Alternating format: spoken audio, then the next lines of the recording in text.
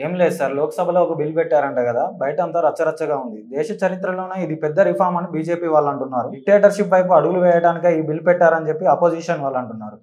అసలేంటి సార్ ఈ బిల్లు? ఎందుకంత రచ్చ జరుగుతుందంటారు? నీకు ఇది చెప్పాలంటే ఫస్ట్ బేసిక్ నుంచి నీకు చెప్తాను. ఫస్ట్ పెట్టిన బిల్ ఏంటంటే 'వన్ నేషన్ వన్ ఎలక్షన్' అని ఒక బిల్లు పెట్టారు.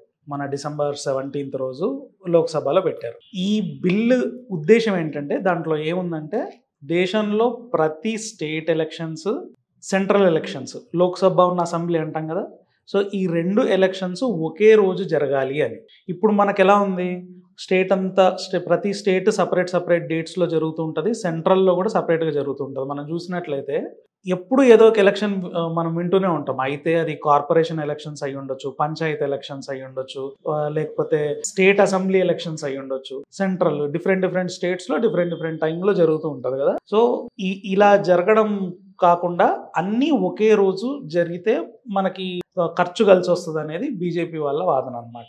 దాంట్లో ప్రాబ్లం ఏంటి సార్? కంటిన్యూస్‌గా ఎలక్షన్స్ జరగడం వల్ల వచ్చే ప్రాబ్లం ఏంటి? కంటిన్యూస్‌గా మనకి ఎలక్షన్స్ జరుగుతున్నాయి అనుకో, ఏం జరుగుతుందంటే ఫర్ ఎగ్జాంపుల్ ఇప్పుడు రీసెంట్‌గా మన దగ్గర ఎలక్షన్స్ జరిగాయి.